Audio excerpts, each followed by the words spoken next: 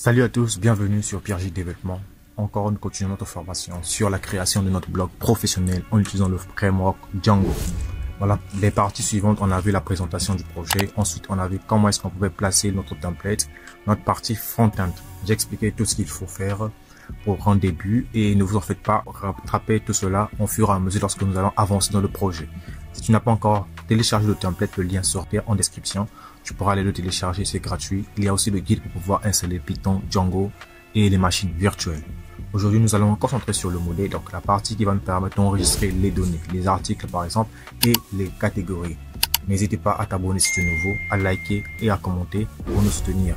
Sur ce, let's go.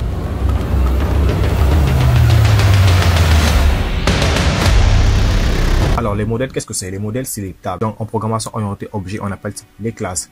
Pour créer les classes qui nous permettront d'enregistrer les données, nous allons nous retrouver dans le fichier models.py de notre application. Lorsqu'on vient dans notre application, on a le fichier models.py. Et à l'intérieur du fichier models.py, nous allons créer les tables qui vont nous permettre d'enregistrer nos données. D'accord? Et je viens ici. Pour commencer, je vais faire quelques importations parce qu'on aura besoin de certains outils. Ne vous en faites pas, je vais les expliquer au fur et à mesure. Pour commencer, je vais importer tout en haut. Ceux qui sont habitués sur la chaîne savent ce que c'est. Import UUID. C'est cet élément qui nous permettra de chiffrer le contenu d'un article dans les URL pour ne pas qu'il soit affiché en dur dans le code.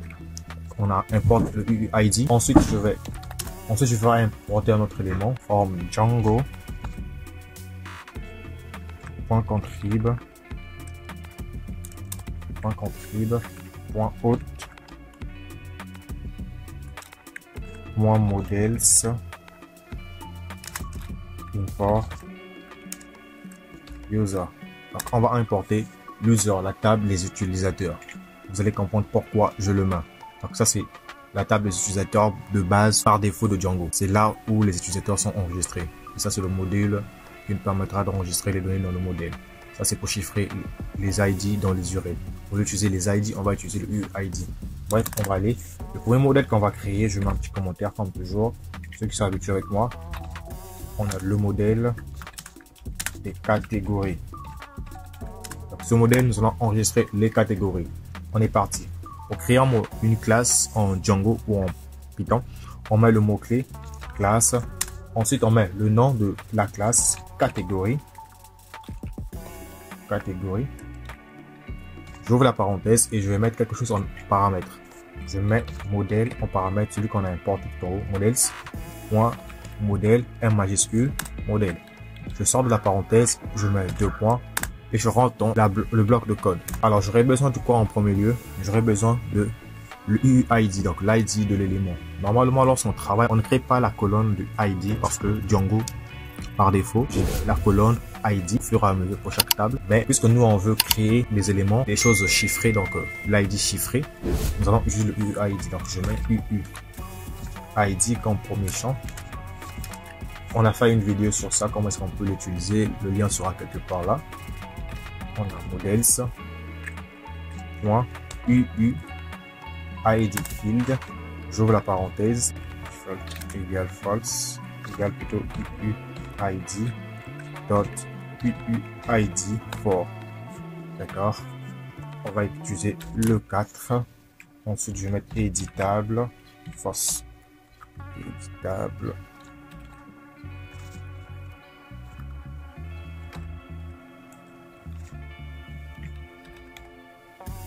false pour qu'il soit unique aussi, unique true, éditable pour qu'il soit écrit par l'utilisateur non. Bravo. Ensuite on va prendre le deuxième champ qui sera le nom de notre catégorie. Comme vous avez vu dans la présentation, chaque article est publié à partir d'une catégorie. Pour publier un article, il faudrait l'allier d'abord avec une catégorie. C'est là qu'on va enregistrer les catégories. Les catégories, c'est quoi? C'est les différents éléments qui concernent notre application. Par exemple, on aura une catégorie du HTML, une catégorie de Django, une catégorie de Python, une catégorie de React, une catégorie pour Next.js, une catégorie pour Flutter, peu importe. Donc on va avoir les catégories seront en quelque sorte les sujets qui seront abordés sur notre blog. Okay? Et c'est l'administrateur qui pourra les ajouter au fur et à mesure. Ensuite, on met modèle Sharfit max length 250. Ensuite, on va mettre un petit def str donc underscore 1-8 au niveau de la touche 8 2 fois str tiré 2 fois underscore, j'ouvre la parenthèse, je mets self le point et je vais ajouter un retour pour faciliter son affichage dans le template, dans l'espace admin. Self point non. Parfait, on a fini avec la classe. Le prochain modèle on va créer, c'est le modèle qui va contenir les articles. À l'intérieur, on va mettre le commentaire d'abord. Modèle des articles, on y va. Mot-clé classe, on a article comme nom de la classe, modèles point, et on va récupérer le UID pour ne pas écrire deux fois, puisqu'on veut que chacun de nos éléments enregistrés dans la base de données soit chiffré. Je vais copier ceci, c'est la même chose, je vais le coller ici, d'accord. Ensuite je passe au prochain champ qui est catégorie, d'accord. Catégorie sera une clé étrangère. C'est quoi une clé étrangère? C'est un élément qui est enregistré dans une autre, sera appelé dans une autre pièce, que je vous ai fait comprendre.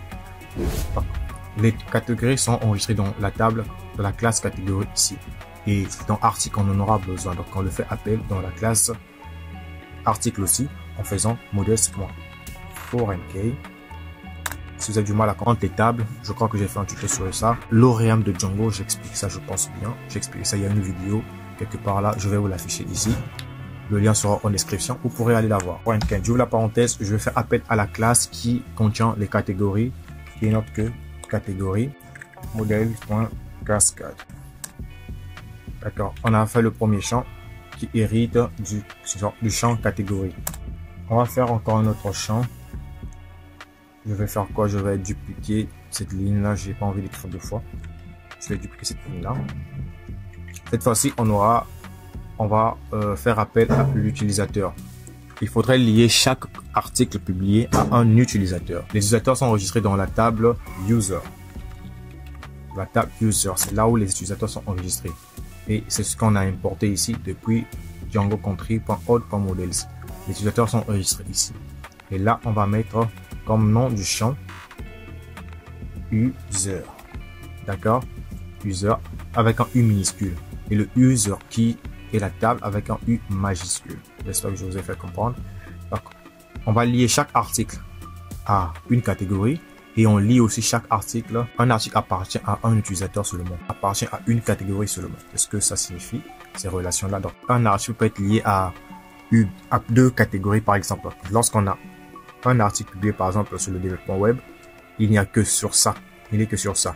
Ici, c'est l'utilisateur PRJ qui l'a publié. Il n'y a que l'utilisateur PRJ qui l'a publié. Donc, il n'y a pas deux utilisateurs qui l'ont publié. On a lié chaque utilisateur avec sa publication. Chaque utilisateur avec chaque article avec sa catégorie. Bref, on avance. J'ai le titre de la publication qui sera models.sharfield. Le titre de la publication, je vais mettre nombre de caractères à 100. Vous pouvez mettre autant que vous voulez, c'est à vous de voir. Ensuite, j'aurai la description de notre publication. On y va, on va mettre models. Point. Pour avoir une zone de test plus large, je mets models.textfield. J'ouvre la parenthèse et je la ferme. Je mets rien à l'intérieur. Je passe. Ensuite, on a besoin de la date de la publication. On va prendre models.dateTimeField pour récupérer la date et l'heure automatiquement de la publication. Donc, l'utilisateur n'aura pas à le saisir, ça va prendre automatiquement la date d'aujourd'hui. Le jour que l'utilisateur va l'enregistrer. On va mettre put now, add to. OK. Pour prendre l'heure et la date automatiquement. C'est parfait. Ensuite, on va ajouter l'image de la publication. On a models.image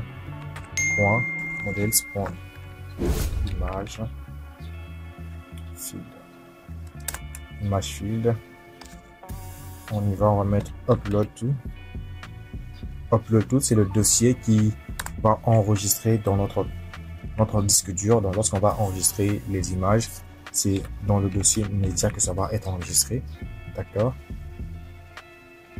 Je place la virgule, ensuite je vais mettre 1000. De la sorte qu'on ne puisse ou pas mettre l'image, ça ne sera pas obligatoire. On a l'image qui est en image field. Tout ça, on a déjà fait ça sur la chaîne. Et je vais ajouter une classe meta. À l'intérieur, une classe meta. Je vais faire en sorte que les articles soient affichés en fonction de leur date de publication. Le premier article publié sur la plateforme, c'est lui qui sera sur la première page. Et les derniers articles seront en arrière. Donc les premiers arrivés sont les premiers servis. Les premiers arrivés sont les premiers à être affichés. Donc, quand un article est publié il y a 2 mois, il faudrait chercher. Vous avez vu sur la vidéo de présentation. Donc, ce qu'on va ajouter ici, order, l'ordre d'affichage, ordering, les codes, je mets en tiré, date cube. Date cube qui n'est autre que le champ de la date de publication. D'accord, je vais mettre une petite fonction pour l'affichage de mes éléments dans la partie administration. J'ai self titre. Donc on va afficher les articles par rapport à leur titre. Voilà, ça a été fait. On a fini la première partie qui concerne seulement les articles et les catégories. Et on va faire maintenant les migrations. Pour cela, on va ouvrir notre terminal. Alors, une fois qu'on finit de créer les modèles, on va maintenant faire la migration. On va donc activer la commande Python. Python manage.py. Ici, c'est hors. Il y a un R ici. Désolé. Hors de ring. Hors de vrai. Désolé les gars. Je nettoie. Je refais appel à ma commande. Parfait. Nos 2 tables ont été créées. On a la table catégorie et la table article qui a bien été créée. C'est pas tout. On va faire la deuxième migration. Python manage.py. Migrate. Super. Les migrations étant appliquées. Une fois qu'on a fini de mettre tout ça, une fois qu'on a fini de créer notre table, on va pouvoir aller dans l'espace admin. On démarre d'abord notre serveur. Python. Le serveur a été démarré avec succès. Je vais aller dans le navigateur que j'utilise à la base ici et je vais ouvrir une nouvelle table. Le nom, on met 127.0.0.1 2.8000 slash admin pour passer dans l'espace administration. Entrée. Et on a un formulaire de contact de connexion par rapport à l'utilisateur qu'on a créé tout à l'heure là. Je vais passer en white black. L'utilisateur qu'on a créé, il s'appelait comment? Pierre. Et le mot de passe, c'est ceci. On se connecte. Boum, boum, boum. On s'est connecté. Ici, vous remarquez, il n'y a que la table utilisateur par défaut. On va avoir juste l'utilisateur PRJ qui a été créé, l'espace d'administration. D'accord. Nos tables que nous avons créées ne s'affichent pas ici. Normalement, il devrait s'afficher ici. Pour y remédier, nous allons retourner dans notre fichier, dans notre projet, et on va aller dans le fichier admin.py. Comme je vous l'avais dit, admin.py permet d'afficher les éléments dans l'espace admin. Pour commencer, on va importer nos modèles. On importe la catégorie. On importe article. Pour afficher les éléments, on va mettre admin.site et je vais mettre le nom de ma table qui est catégorie. Je vais dupliquer ça, Shift. Je vais dupliquer ça, Shift Alt à toute direction bas pour dupliquer une ligne avec Visual Studio Code. J'ajoute mon deuxième champ qui est article. Parfait, il est là, c'est bon. On va voir le serveur qui s'éteint.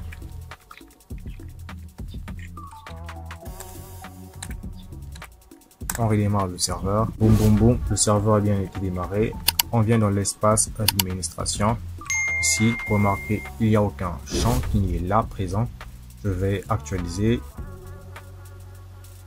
Boum boum boum, vous remarquez dans article, on a article qui est affiché, la table article et la table catégorie qui s'est ajoutée, qui est encore vide. Alors on va rapidement ajouter une catégorie. On ajoute une catégorie, je vais mettre par exemple apprendre Django.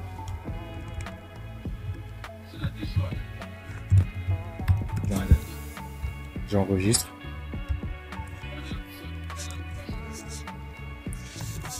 React Photos. On enregistre. HTML et CSS. Je save, je m'arrête là. On a 3 catégories que l'on vient d'enregistrer. Je viens dans les articles, il n'y a rien. On va ajouter un premier article. Premier article, on va d'abord sélectionner la catégorie. De quoi va parler l'article. Par exemple, le Django. On va sélectionner l'utilisateur. Pour le moment, le seul utilisateur qu'on a, c'est Pierre-J, le super utilisateur. Et je vais mettre le titre. C'est quoi Django?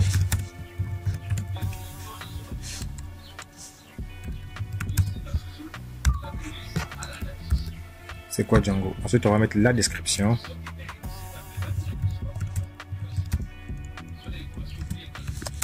Une fois que je finis d'enregistrer, je peux choisir une image de l'article.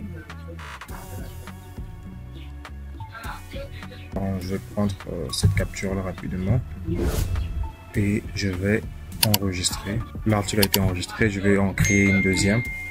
HTML, je sélectionne le même utilisateur. HTML, CSS,